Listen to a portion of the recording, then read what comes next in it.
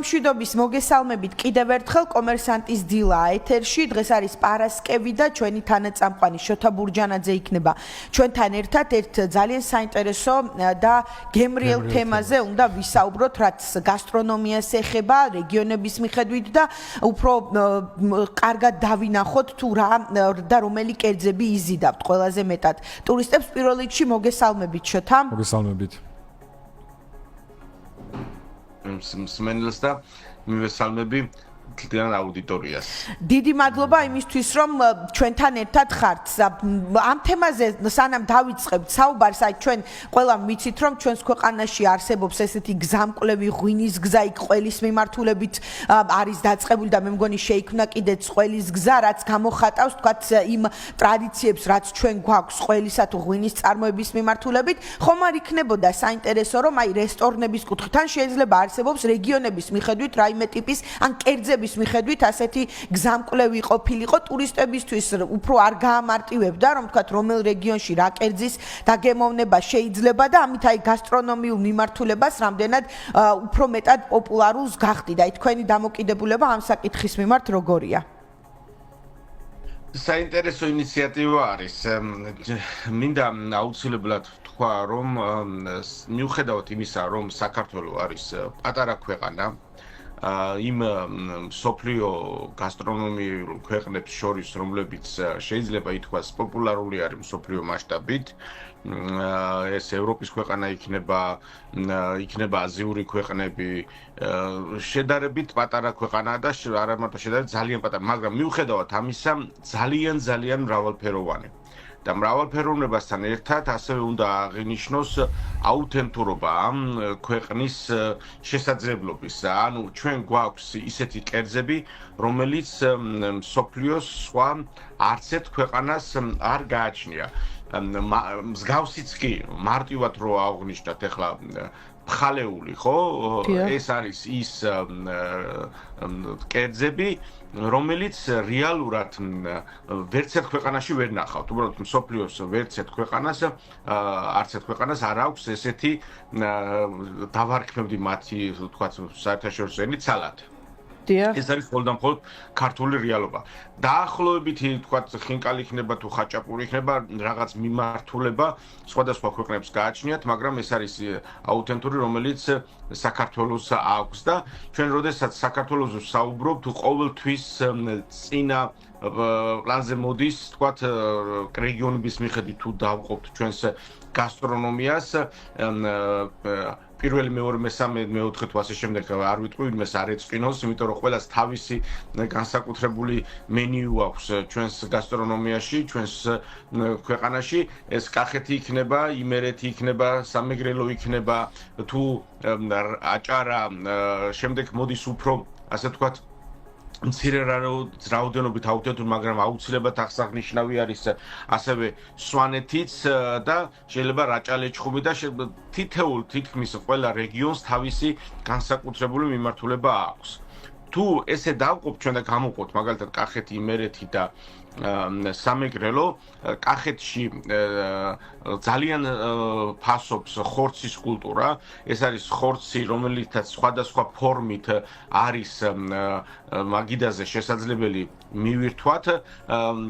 იმერეთი განსაკუთრებული არის ფხალეულით და ის ჩვენი იმერული ხაჭაპური, რომელიც შეიძლება მეფე ან დედოფალი იყოს ვინმეს წარმოდგენაში და რა თქმა უნდა სამეგრელო თავისი სიცხარით სხვადასხვა შეზავებებით, ესე დაწყებული ელარჯიდან დამთავრებული მეგრული ხარჩოთი და ასე შემდეგ და რა თქმა უნდა აჭარასაც არ დავიწყებთ, რომელიც როდესაც ეს კითხვა დასვის სალომე რა არის ამ შემთხვევაში ტურისტებისთვის ძალიან საყვარელი და პოპულარული რა ჩამოთვალე რეგიონები ამ რეგიონებთან გვერდზე რო გავწევთ ძალიან პოპულარული არის აჭარული ხაჭაპური. ეს არის გარკვეულწილად რაღაც ფენომენი, რომელმაც ხაჭაპური ჩვენი ასე ვთქვათ იდენტობა, ხაჭაპურის იდენტობა როგორც მსოფლიოში მაგალითად კულინარიის კუთხით იტალია ცნობილი არის პიცის კუთხით, პირობითად ჩვენს რაღაც ასე ვიმკვიდრებთ თავს სომეული ყველით, აჭარული ხაჭაპური მაინც პოპულარობით წინა პლანზე მოდის თავისი განსაკუთრებულობით.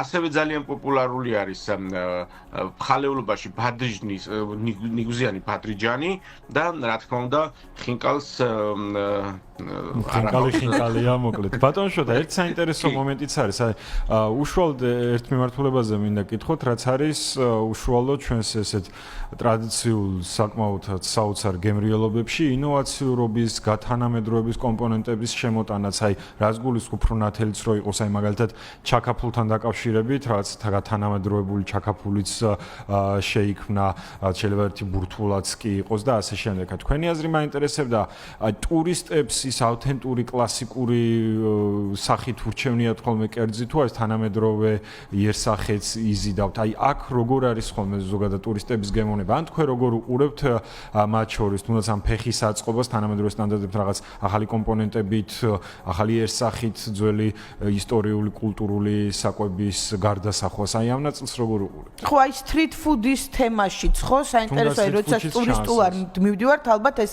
სწრაფი წახემსებაც ძალიან მნიშვნელოვანია და ჩვენთან რა ხდება ამ ნაწილში, რომ არა მხოლოდ აი მსოფლიოში ცნობილი ბრენდების ეს სწრაფი კვება, არამედ რაღაც ქართულიც იყოს მათ შორის აი სწრაფ street food-ში წარმოდგენილი.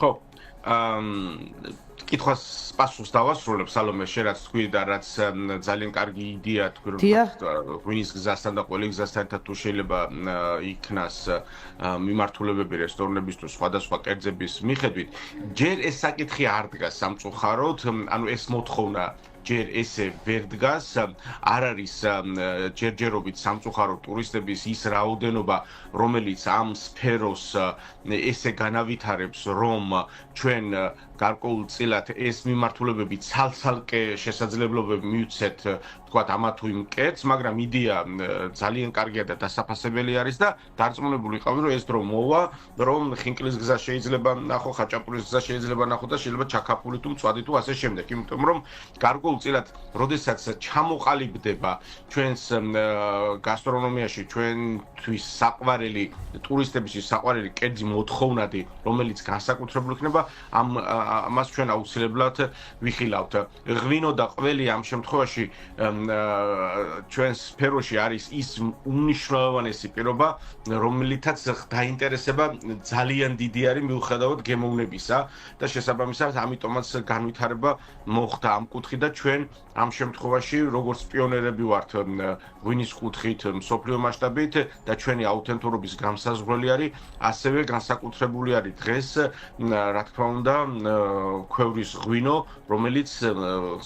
რომელსაც ანალოგი არ აქვს და მიხარია რომ მსოფლიო მასშტაბით საქართველოსთან ქვევრები მიაქვთ, რომ ქვევრის ღვინო ჩამოასხა.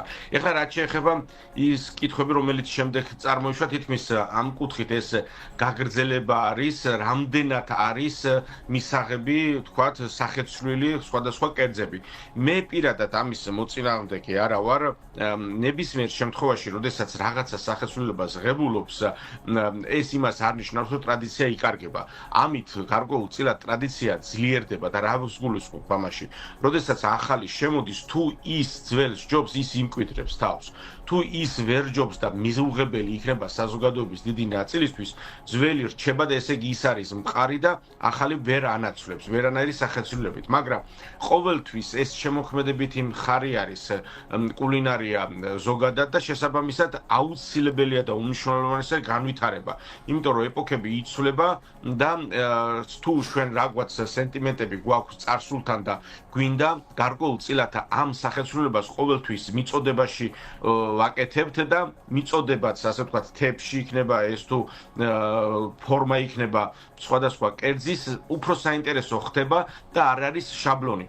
და რას გულისხმობ შაბლონში? ნახეთ, საქართველოში ხშირ შემთხვევაში ჩვენ რესტორნებში, როდესაც შევდივართ, თუ თვალახეული შეხვალ რესტორანში, მენიუს გაცნობის შემდეგ, კერძის გაცნობის შემდეგ შეიძლება ვერ განასხვავო რესტორანში აქ ნამყოფი ხარ თუ სხვა რესტორანში ხარ. ამიტომაც რესტორნები გარკვეულწილად რაღაცით უნდა განსხვავდებოდნენ ერთმანეთისგან, საინტერესო უნდა იყოს და ამიტომაც თითეული რესტორნის თავისი განვითარება თუ პოვებს და შესაბამისად რაღაც თავისას დაამკვიდრებს, რომელიც სპეციალური იქნება სტუმრისთვის, ეს უფრო გაამდიდრებს სარესტორნო სფეროს განვითარებას. კი ბატონო და აი თქვენ ახსენეთ რომ ჯერჯერობით არ არისო ამ ხელა დატვირთვა იმ გასტრონომიულ მიმართულებაზე თქვათ როგორც ღვინო და ეს ყველია და ეს დროთა განმავლობაში ეს საკითხი დღის წესრიგში დადგება არასაკმარისად ხდება მაინც აი გასტრონომიული მიმართულების მარკეტინგის წამოწევა ჩვენს ქვეყანასთან დაკავშირებით ძირითადად თქვათ ბუნებაზე და სხვა მიმართულებებზია აქცენტი აი ჩვენ ნახეთ რომ გასულ წელს მაგალითად აი ცნობილი ასე ვთქვათ კვების მიმართულებით ინფლუენსერების ვიზიტები იყო მათი ვიდეორგოლები აი კიდევ რა შეიძლება რომ გაკეთდეს იმისათვის რომ ადამიანებმა ქართული სამზარეულოც ტურისტებზია საუბარი თქვათ შესაბამისად დააფასონ ამ კითხვის გრძელი კითხვის პასუხი ერთ სიტყვაში შეიძლება ნახოთ სტაბილურობა. როდესაც სფერო სტაბილურობას ნახავს, ყველაფრის განვითარება მოხდება. სალომე ძალიან მარტივი არის ეს ჩვენ ქვეყანაში სტაბილურობის შეგრძნება სფეროს, როდესაც ექნება მუშახელი დასაქმებული ადამიანების პროფესიონალები, რომლებიც იზრდებიან, ის რაც ამ კუთხით ჩვენ დღევანდელ დისკუსიაში გვაქვს და ძალიან მნიშვნელოვანი თემა არის თუ როგორ მოხდება განვითარება, ყველაფერი ეს ჩამოყალიბდება და ჩამოყალიბდება ძალიან მაღალ დონეზე. იმიტომ რომ ის, როდესაც გრძნობა არსებობს სტაბილურობის და განსაცდელობის სტაბილურობის და შენთვის ყველაზე მნიშვნელოვანი რაც არის სტუმარი და რაოდენობრივად სწორად ჩამოყალიბებული მიმართულებები გულისხმობს ტურისტულ ნაკადებს, ამ შემთხვევაში ეს განვითარება მოხდება, როდესაც შენ ქმნი ბიზნესს და ვერ ახერხებ მის წინასწარ განსაზღვრას თუ როგორ და რა ვითარებები გექნება, რთული არის აი ისეთ საკითხებზე ნაბიჯების გადადგმა, როგორზედაც ჩვენ ვშელობთ და ახალის დანერგვა და თქვათ ბევრი ექსპერიმენტების ჩატარება. სამწუხაროდ ეს არ გაძლევს საშუალებას, მაგრამ როდესაც განვითარება სტაბილურად იქნება და შემოსავლის სწავლო სტაბილური იქნება, ამ შემთხვევაში როგორც აქამდე ბევრი რამე შეიცვალა დადებითი კუთხით, ისე ბევრი რამე ასე ვთქვათ ინოვაციური კუთხითაც განვითარდება. ანუ დღეს გამოდის რომ მაინც ერთგვარად დინებას მიყვება ეს სფერო და დამოკიდებულია ხშირად აღვნიშნავს რომ დინებასთან ვართ მიბმული და არსებობს რაღაც პატარა კუნძულები, რომელიც სამწუხაროდ სრულ ამინს ვერ ქმნის, მაგრამ ტენდენციებს ჩამოყალიბებას ახერხებს. კი ბატონო, და ბოლოს აი ჩვენ დასაწყისში გადაცემის აღვნიშნეთ კერძებთან დაკავშირებით, ვისთვის რომელია და ახლა თქვენც ჩამოთვალეთ ხაჭაპურის ხინკლის მიმართულება, მაგრამ მაინც იმ ტურისტებთან, უცხოელებთან, ვისთანაც გაქვთ კომუნიკაცია, მათთვის გამორჩეული კერძი რომელია ხო, აი რას აფასებენ უფრო მეტად? ცალსახად არის ბადრიჯანი ნიგოზში, ანუ როგორი არის დასავლეთის კულტურა კვების, ეს არ არის მხოლოდ და მხოლოდ მთავარი კერძი, ეს არის პირველი, მეორე, მესამე, მეოთხე. ეს მიმართულება აუცილებლად უნდა იყოს სადილის დროს. და როდესაც პირველ, მეორე, მესამეს არჩევანი საქართველოში ესე არ აგვაქვს ჩვენ, ხო? ცხელი და ცივი კერძები გვაქვს, ასე ვთქვათ, ყველაზე კარგი დახასიათება, როდესაც ასე ვთქვათ, აპეტაიზერის კუთხით აუცილებელი არის უცხოელის ვითომ, ამ შემთხვევაში ყოველთვის წინა პლანზე ბადრიჯანი ნიგზით შემოდის, ეს ცალსახად ეს მიმართულება არის და შემდეგ არის თქვათ შეიძლება იყოს ხინკალი, ხაჭაპური და ასევე ძალიან საყვარელი არის მეგრული მიმართულებაც, რომელთაც უკვე ცნობილი არის, გაცნობილი არის ადამიანები და ამ შემთხვევაში ელარჯი მათთვის გარკვეული რაღაც რიტუალური საჭმელი შეიძლება მისათმევად შეიძლება აღვიქვათ. რა თქმა უნდა, ხორცის მიმართულებითაც ჩვენთვის, ქართველებისთვის მნიშვნელოვანი კერძები გვაქვს, მაგრამ სამწუხაროდ ხორცის კულტურა ჯერჯერობით საქართველოში შეიძლება ვიღაცას ძალიან გაუკვირდეს, მაგრამ ისეთ მაღალ დონეზე არ აგვაქვს, როგორც ჩვენს კულინარიას შეესაბამება. გასაგებია.